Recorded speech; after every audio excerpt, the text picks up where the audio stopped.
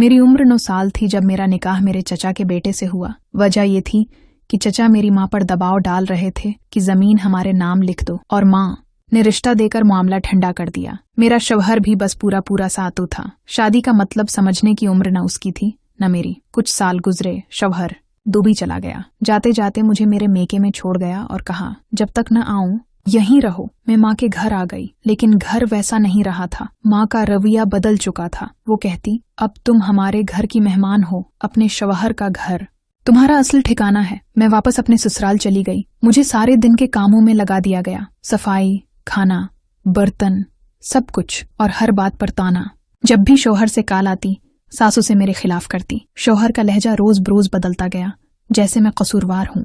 वो दौर बैठा था और सास रोज इस के दिल में मेरे खिलाफ जहर घोलती जा रही थी। अब सास ने मुझे रोज सौदा लाने बाजार भेजना शुरू किया। गली के कोने पर एक छोटी सी दुकान थी जहाँ एक नौजवान बैठा करता था। हर बार तमीज से पेश आता, भला जरूरत बात न करता। मैं खामोशी से सौदा लेती और चली आती। एक दिन उसने कहा, तुम हमेशा अकेली आती हो? मैंने सिर्फ सर हिला दिया। अगली बार उसने कहा, तुम हमेशा बहुत थक्की थक्की लगती हो। मैंने कोई जवाब न दिया, बस सामान उठाया और चली आई। उसके बाद हर बार वो ज्यादा नरमी से पेश आने लगा। कभी पानी दे देता, कभी लिफाफा संभालने में मदद कर देता। मैं खामोश रहती, मगर दिल में ये नरमी महसूस होने लगी। वो किसी इज्जत, किसी हमदर्दी की तरह लगा। शौहर की बेरखी और माँ के तानों के बीच ये रवैया मेरे अंदर कुछ बदलने लगा। अब मैं दुकान पर थोड़ी देर रखने लगी। कभी वो कोई बात करता, कभी मैं। वक्त के साथ बातें खुलने लगी। उसने कहा, तुम जैसी औरतें कम होती हैं जो सब कुछ सहती हैं और जबान नहीं खोलते। मैं हैरान हुई। किसी ने पहली बार मेरी खामोशी को पहचाना था। आहिस्ता आहिस्ता हमारा ताल्लुक गहरा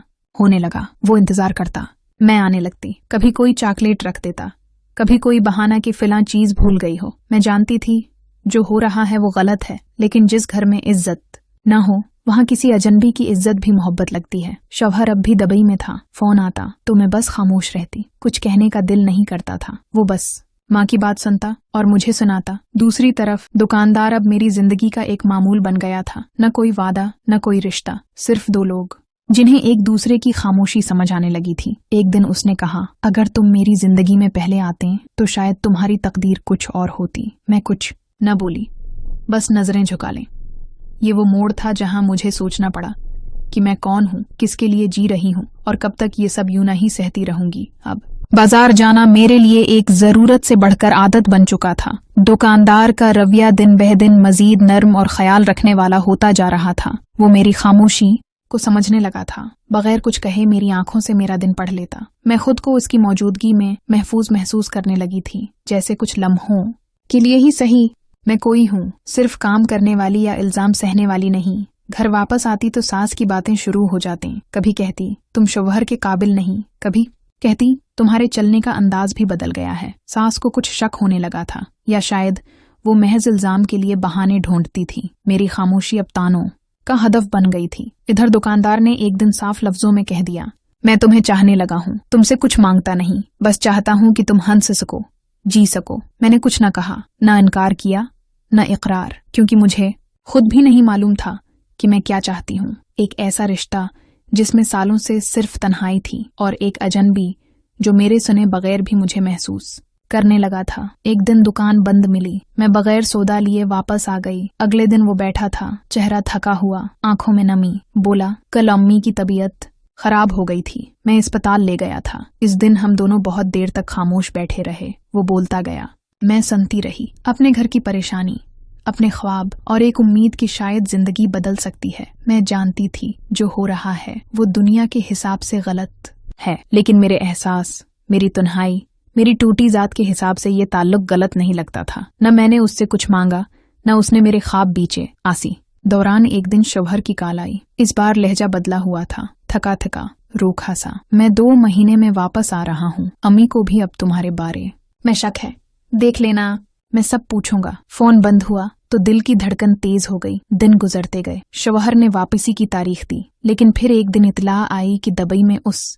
का शदीद हादिसा हो गया है। हालत नाजुक थी और डॉक्टरों ने कहा वो कुछ माह तक सफर के काबिल नहीं होगा। पहले माँ ने ये खबर सुनाई, फिर शौहर की हल्की सी आवाज फोन पर आई, कमजोर, बिखरी हुई, जैसे उसमें अब ताकत न रही हो। मैंने दुख जरूर महसूस किया, लेकिन कोई आंसू न आया। शायद जज्बात थक चुके थे। दूसरी तरफ दुकानदार अब सिर्फ दुकान तक महदूद न रहा था।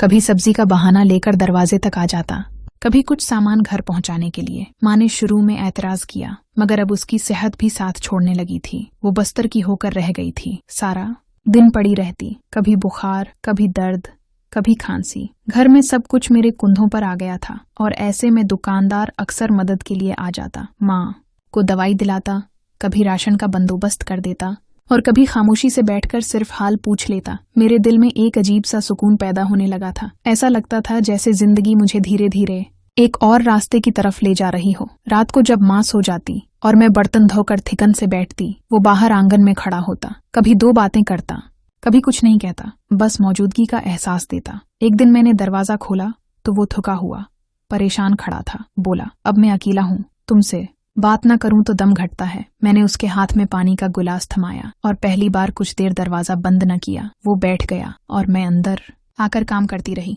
चुपचाप। मगर वो चुप भी अब खामोशी नहीं लगती थी। सास की बीमारी बढ़ गई थी। अब वो नमाज भी बैठकर पढ़ती और ज्यादातर वक्त खामोश रहती। अक्सर कहती, मुझे माफ कर देना अगर मैंने तुम्हें कभी दुख दिया हो, मैं थक चुकी हूँ। एक दिन वो बहुत देर तक सोती रही। मैं आवाज देती रही मगर वो नहीं जागी। सास चली गई। तदफीन, रस्में, रिश्तेदार, कुछ दिन की चहल पहल सब खत्म हो गया। अब मैं इस घर में अकेली रह गई थी। शौहर अब भी बस्तर पर था, मुल्क से बाहर। सास का जनाजा उठ चुका था और मैं जो बचपन से खामोशी सहती आई थी, अब जिंदगी की गहरी खामोशी में उतर गई थी। दुकानदार अब बाकायदगी से आने लगा था। पहले खाना लाता, फिर कुछ जरूरी सामान। कभी कुछ न कहता, कभी सिर्फ इतना पूछता, तुम तन्हा नहीं होना। मैं जानती थी वो सब कुछ देख रहा है, समझ रहा है और शायद कुछ चाहता भी है। एक दिन उसने कहा, तुम चाहो तो ये तन्हाई खत्म हो सकती है। मैं कुछ देर खामोश रही, फिर कहा, जिंदगी मुझसे पहले ही बहुत कुछ छीन चुकी है। अगर तुम सब्र कर सको तो शायद मैं तुम्हें वो दे सकूं जो अब तक किसी को नहीं दे सकी। वो मुस्कुराया, धीरे से बोला, मैं सब्र के साथ मोहब्बत भी ला चुका हूँ। दिन गुजरते गए। दुकानदार की कुर्बत अब मामूल बन चुकी थी। वो सुबह सौदा देने आता, दोपहर में खैरियत पूछने आता और कभी कभार शाम को दरवाजे पर बैठ जाता।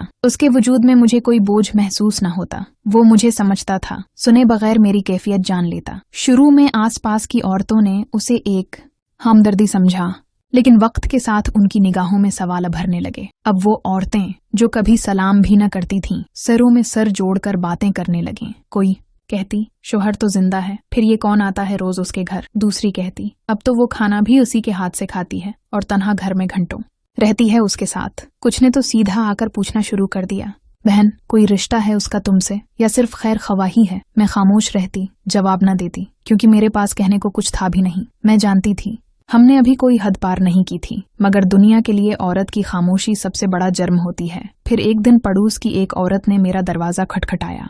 हाथ में मोबाइल था। बोली, तुम्हारा शौहर जीता जागता है और तुम यूं बैठकर तमाशा बन रही हो। ये वीडियो देखो, तुम्हारी दुकान पर उसके रिश्तेदार के लड़के ने बनाई है, भेज दी गई है दुबई तुम्हारे शौहर को। मेरे हाथ से मोबाइल गिर गया। आसी रात शौहर की कॉल आई। इसकी आवाज में वही गुस्सा था जो कभी मेरी सास भरा करती थी। तो ये चल रहा है वहाँ, मैं बस्तर पर पड़ा हूँ और तुम किसी गैर मर्द को घर में लाकर तमाशा बन गई हो। मैंने चुप रहना चाहा, मगर आज दिल में कुछ टूट गया था। जब तुम मुझे अपनी माँ के रहम व करम पर छोड़कर चले गए थे, तब ये सवाल न आया। जब तुमने मेरी बातों पर यकीन नहीं किया और माँ की जहर भरी बातों पर भरोसा किया, तब मेरी तन्हाई का हिसाब क्यों न रखा। फोन बंद हो गया। दूसरी तरफ से कोई जवाब न आया। इस रात में बहुत देर तक सोचती रही। मैंने कोई गुनाह नहीं किया था, मगर अब जो हो रहा था वो मुझे किसी किनारे की तरफ धकेल रहा था, जहां या तो मैं खुद को खत्म कर देती या फिर पहली बार अपने लिए जीती। अगली सुबह दुकानदार आया तो उसकी आंखों में वही सवाल था जो मेरी खामोशी में छिप गया था। अब क्या करोगी, उसने धीरे से पूछा। मैंने पहली बार नजरें उठाकर कहा, जो बाकी सबने मेरे लिए चुना वो सब सह लिया, अब जो मैं चुनूंगी वही होगा। वो कुछ नहीं बोला, बस सिर झुकाकर बोला, तुम जो फैसला करो मैं वही मानूंगा। शौहर वापस आ गया, कमर में सहारा लिए, एक हाथ में छुड़ी, चेहरे पर थकन और आंखों में वो शनासाई का धीमा सा साया जो कहीं खो चुका था। मैं दरवाजे पर खड़ी रही, न आगे बढ़ी न पीछे हटी। उसने आते ही पहला सवाल यही क्या, सब कुछ सच है? मैंने नजरें चुराकर कहा, जो तुमने सुना वो तुम्हारे रिश्तेदारों की जबानी है, जो हुआ वो मेरे दिन रात की खामोशी है। उसने खामोशी से सामान रखा और बोला, अब मैं वापस आ चुका हूँ। घर में दो लोग रहने लगे, मगर जैसे दो अजनबी छत के नीचे हूँ। न वो कुछ मांगता न मैं कुछ देती। जो रिश्ता 9 साल की उम्र में जोड़ा गया था, अब वो रिश्ता एक उम्र की मसाफत के बाद खाली खूल बन चुका था।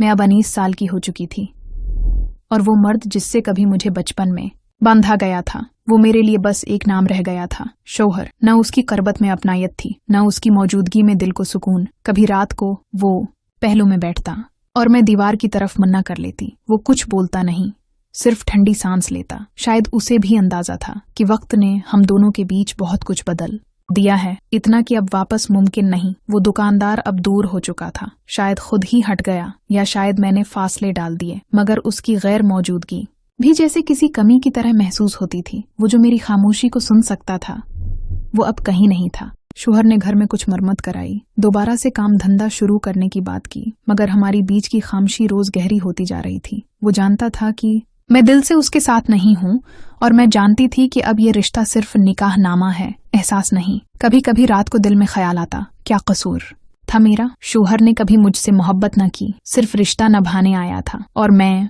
जो बरसों मोहब्बत की प्यासी रही, अब खाली पियाली लेकर किसी साये के नीचे बैठ गई थी। शोहर ने वापसी के बाद कई दिन तक खामोशी में गुजारे। वो सुबह देर से उठता, खिड़की के पास बैठकर काफी देर तक बाहर देखता रहता, जैसे किसी गहरे ख्याल में डूबा हो। वो अब महसूस करने लगा था कि वो लड़की जो 9 साल की उम्र मैं उसके साथ ब्याही गई थी, अब वही नहीं रही। अब वो एक जवान औरत थी, अपने फैसले समझने वाली, अपनी खामोशी की जबान बोलने वाली, और सब से बढ़कर उस रिश्ते से दिली तौर पर अलग हो चुकी थी। एक रात वो कमरे के अंधेरे में बैठा रहा। मैं बस्तर पर थी और वो कुर्सी पर। काफी देर बाद उसने कहा, तुम बदल गई हो और शायद मैं बहुत पीछे रह गया हूँ। मैंने कोई जवाब न दिया, मगर दिल के अंदर एक अजीब सा सुकून उतरने लगा था। वो पहला लम्हा था जब उसने मेरे वजूद को बगैर इल्जाम, बगैर गला किए तस्लीम किया। तुम अब औरत हो और मैं शायद तुम्हारा हम उम्र नहीं रहा। मेरी जिंदगी का बड़ा हिस्सा तुम्हें समझे बगैर गुजर गया। अब जब मैं लौटा हूँ तो तुम वही बच्ची नहीं जिसे मैं छोड़कर गया था। मैंने आहिस्ता से कहा, आपको वक्त लगा ये समझने में। वो ठंडी सांस लेते हुए बोला, मैं सोचता हूँ क्या ये रिश्ता निभा सकूंगा, या बेहतर यही होगा कि तुम्हें आजाद कर दूं। कमरे में खामोशी छा गई। मैंने रख फेर लिया, न हाँ कही न, मगर उसके लफ्जों में जो सच था वो मेरे दिल के अंदर उतर चुका था। अब वो सुबह बाजार जाने से पहले आईने में खुद को देखता, सफेद होते बालों पर निगाह डालता और खामोशी से सिर झुका लेता। वो जान गया था कि उम्र, फासले और जज्बाती खला ने हमें एक छत के नीचे 2 अलग दुनियाओं में बदल दिया है। एक दिन उसने मेरी तरफ देखकर कहा, मैं दुबई वापस जा रहा हूँ, शायद हमेशा के लिए। तुमसे कुछ नहीं मांगता, बस दुआ करना कि मेरी समझ देर से सही मगर गलत ना हो। मैंने दिल में एक दुआ जरूर की कि अब वो अपनी जात को भी समझ पाए और मुझे भी। दरवाजा बंद हुआ, कदमों की चाप दूर होती गई। मैंने पहली बार खुद को हल्का महसूस किया, जैसे कोई बोझ दिल से उतर गया हो। शोहर चला गया, अब घर फिर से खामोश हो गया। न किसी के कदमों की आहट, न सवाल, न गला, न वजाहिद। कमरे की दीवारें अब अपना बोझ महसूस कराने लगी थीं। पहले शोहर की गैर मौजूदगी एक जख्म थी, अब उसकी मौजूदगी एक साया थी, और उसके चले जाने के बाद दिल में बस एक खालीपन था। दिन भर घर के छोटे छोटे काम निपटाती, रात को अकेली चारपाई पर बैठकर छत की तरफ देखती, जैसे कुछ तलाश रही हो। अब वो 19 साला लड़की सिर्फ बीवी या बहू न रही थी, वो एक मुकम्मल औरत बन चुकी थी, जिसे सहारे की नहीं, समझने वाले की जरूरत थी। चंद दिन बाद दुकानदार फिर नजर आने लगा। पहले सिर्फ सलाम, फिर एक दिन उसने आकर कहा, पता चला वो चले गए। मैंने सिर्फ सर हिलाया। वो कुछ देर चुप रहा, फिर आहिस्ता से बोला, तुम बहुत मजबूत हो गई हो। इस दिन के बाद वो कभी सब्जी ले आता, कभी दरवाजे के बाहर पानी के बर्तनों की सफाई कर जाता, और कभी सिर्फ ये पूछने आता कि तुम ठीक हो ना। शुरू में मैंने फासला रखा, मगर वक्त के साथ दिल खुद ही नरम होता गया। एक शाम में दरवाजे के पास बैठी थी, वो आया, पास बैठा और खामोशी से आसमान की तरफ देखने लगा। फिर आहिस्ता से बोला, मैं हर रोज दुकान बंद करते वक्त बस तुम्हारे घर की तरफ एक नजर जरूर देखता हूँ। मुझे लगता है कि तुम शायद उस वक्त अंदर बैठकर सोच रही होती हो कि कोई तुम्हें याद करता है या नहीं। मेरे दिल में एक नर्म सी लहर उठी। अगर मैं कहूँ कि अब तुम तन्हा नहीं हो तो क्या तुम यकीन करोगी? मैं खामोश रही। उसने मेरा हाथ न पकड़ा, न कोई हद पार की, बस मेरी खामोशी को कबूल करके साथ चलने की पेशकश की। मैं तुमसे कुछ नहीं मांगता, ना नाम न रिश्ता, बस ये कि तुम खुद को तन्हा न समझो। चाहो तो मैं रोज तुम्हारे आंगन की धूप में बैठ जाया करूं बगैर कुछ कहे। वो दिन आम सा था। वो सुबह मामूल के काम नमटा रही थी। दिल में एक फैसला पक चुका था, शौहर से खला लेना है। अब मजीद ये रिश्ता सिर्फ कागज का टुकड़ा था। मोहब्बत, एहतराम या वाबस्तगी कुछ भी बाकी नहीं रहा था। उसने तहिया कर लिया कि खुददारी से जिंदगी जीनी है, चाहे तन्हा ही क्यों न हो। तभी मोहल्ले की एक औरत जो कभी शौहर की रिश्तेदार थी दरवाजे पर आई। चेहरा संजीदा, आवाज थकी थकी। बी अफसोस की खबर है, तुम्हारे शौहर का दबी में इंतकाल हो गया है। दिल का दौरा पड़ा। मेरे कदमों के नीचे से जमीन निकल गई। दिल में जैसे कुछ टूटा नहीं, बैठ गया। मैं कुर्सी पर बैठ गई, आंखें खाली, जहन साकित। मोहल्ले की औरतें अकठी होने लगीं। कोई मातिम कर रही थी, कोई आंखें पूंछ रही थी, मगर मेरे अंदर एक गहरी खामोशी थी। न जिंदगी में साथ, न मौत के बाद कोई अलविदा। वो शौहर जिससे शायद कभी दिल का ताल्लुक न जड़ सका, मगर जो बरसों से मेरे नसीब का नाम बनकर रहा, वो अब हमेशा के लिए चला गया था। और लाश भी नहीं आ रही थी, दबी ही में दफना दिया गया। कोई अपना वहां था नहीं जो वापस ला सकता। मैं अंदर कमरे में गई, कोने में बैठ गई। हाथ में वही निकाह नामा था जिस पर दस्तखत करते वक्त में सिर्फ एक बच्ची थी, और आज एक मुकम्मल औरत बनकर उसे खत्म करने का सोच रही थी। दरवाजे पर दुकानदार आया,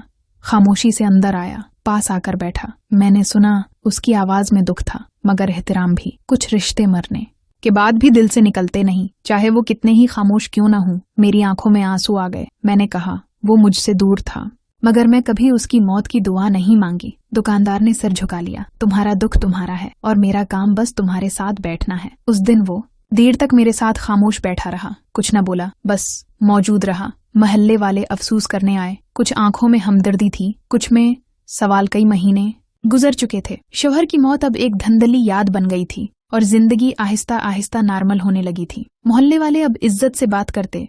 कुछ ने तो ये भी कहा कि अब तुम आजाद हो, जिंदगी फिर से शुरू हो सकती है। मगर वो बात जो सबसे ज्यादा बदल चुकी थी, वो मेरे दिल का हाल था। शिराज, वही दुकानदार जो बरसों से पास था, लेकिन हमेशा फासला रखा, जिसने कभी मोहब्बत का शोर नहीं मचाया, बस अपनी मौजूदगी से एहसास दिलाया। एक दिन वो बोला, अगर तुम कहो तो मैं अपनी माँ के हाथ तुम्हारा रिश्ता मांगने भेज दूं। मैंने सिर झुका लिया, और ये पहला हाँ थी जो मैंने अपनी मर्जी से दी। चंद हफ्ते बाद वो दिन आया। घर सज गया, मोहल्ले में चरागां हुआ, शूर, गजवज, हंसी, रस्में, और बारात दरवाजे पर पहुंची। सबसे आगे शिराज, सफेद कुर्ता, सर पर फूलों की सहरी, और चेहरे पर वही पुरानी खामोश मुस्कुराहट। वो मेरी तरफ देख रहा था जैसे जिंदगी का वादा कर रहा हो। निकाह पढ़ा गया। काजी के अल्फाज खत्म हुए तो मेरी आंखों में बेअख्तियार आंसू आ गए। ये वो निकाह था जिसमें मैंने खुद अपने दिल से हाँ कही थी। पहली रात वो कमरे में आया, मेरे सामने बैठा, मेरा हाथ थामा और आहिस्ता बोला,